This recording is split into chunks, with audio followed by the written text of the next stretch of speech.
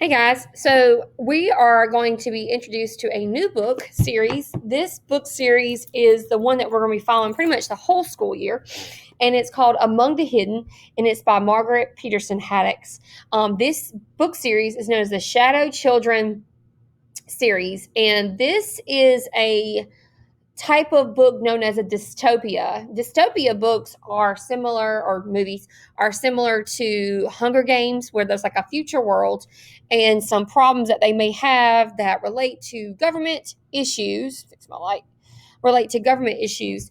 So, in this book, it's a future world, and there's a family, and they're the Gardner family, and the main character is Luke. See Luke there, and Luke, is born the third child of the family.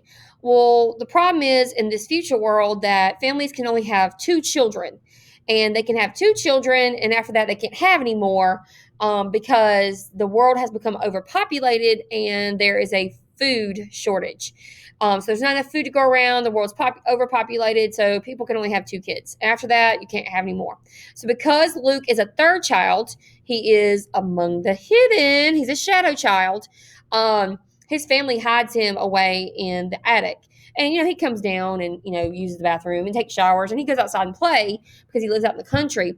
But over time, he's not allowed to do that anymore because a new development of houses starts to come. And so he's not able to go outside anymore.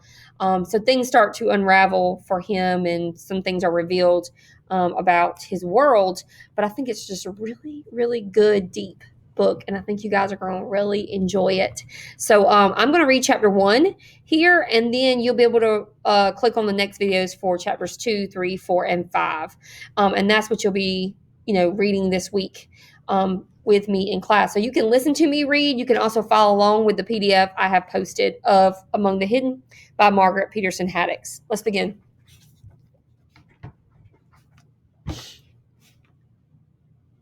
He saw the first tree shudder and fall far off in the distance. Then he heard his mother call out the kitchen window, "Luke, inside now." He had never disobeyed the order to hide. Even as a toddler, barely able to walk in the backyard's tall grass, he had somehow understood the fear in his mother's voice. But on this day, the day that they began taking the woods away, he hesitated. He took one extra breath of fresh air, scented with clover and honeysuckle, and, coming from far away, pine smoke. He laid his hoe down gently and savored one last moment of feeling warm soil beneath his bare feet.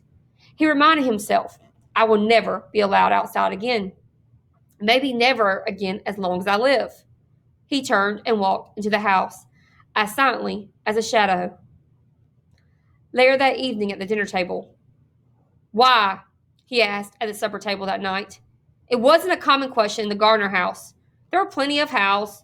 How much rain the backfield get? How's the planting going? Even what Matthew do with the 5/16 wrench? What's Dad going to do about the busted tire? But why wasn't considered much worth asking. Luke asked again, "Why'd you have to sell the woods?" Luke's dad humphed and paused in the midst of shoveling forkfuls of boiled potatoes into his mouth. "Told you before, we didn't have a choice. Government wanted it. You can't tell the government no."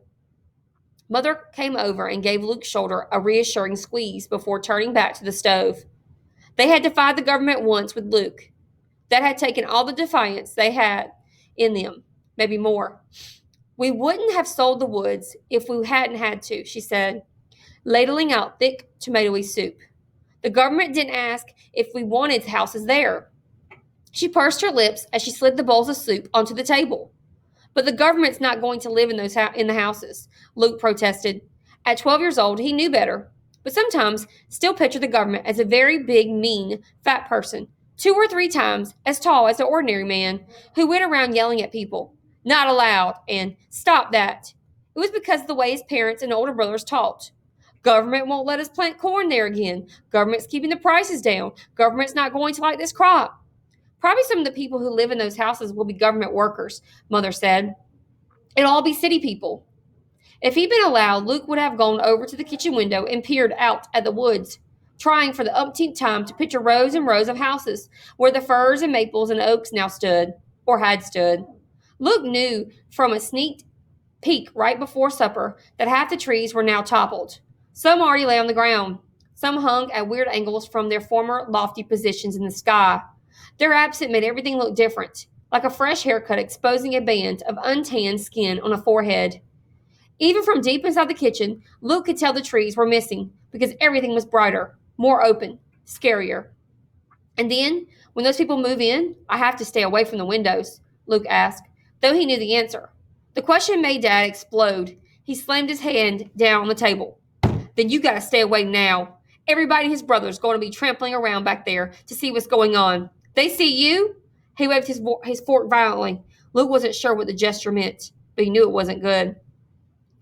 No one had ever told him exactly what would happen if anyone saw him. Death? Death was what happened to the runt pigs who got stepped on by their stronger brothers and sisters. Death was a fly that stopped buzzing when the swatcher hit it.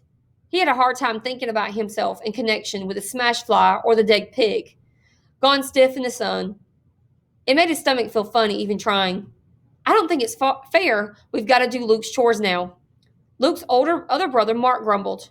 Can't he go outside some? Maybe at night? Luke waited hopefully for the answer, but Dad just said no without looking up. It's not fair, Mark said again. Mark was the second son, the lucky son. Luke thought when he was feeling sorry for himself. Mark was 2 years older than Luke and barely a year younger than Matthew, the oldest. Matthew and Mark were easily recognizable as brothers with their dark hair and chiseled features. Luke was fairer, smaller boned, softer looking. He often wondered if he ever looked tougher like them. Somehow, he didn't think so. Luke didn't do nothing nohow, Matthew jeered. We won't miss his work at all. It's not my fault, Luke protested. I help more if I... Mother lay her hands on his shoulders again. Hush, all of you, she said. Luke will do what he can. He always has. The sound of trees on their gravel driveway came through the open window. Now who? Dad started. Luke knew the rest of the sentence. Who could that be? Why were they bothering him now in his first chance all day to sit down? It was a question Luke always heard the end of from the other side of a door. Today skittish because the wood's coming down. He scrambled up faster than usual, dashing for the door to the back stairs. He knew without watching that Mother would take his plate from the table, hide it in the cupboard, would slide his chair back into the corner so it looked like an unneeded spare. In 3 seconds, she would hide all evidence that Luke existed, just in time to step to the door and offer a weary smile to the fertilizer salesman or the government inspector or whomever else had come to interrupt their supper. That was chapter 1, guys.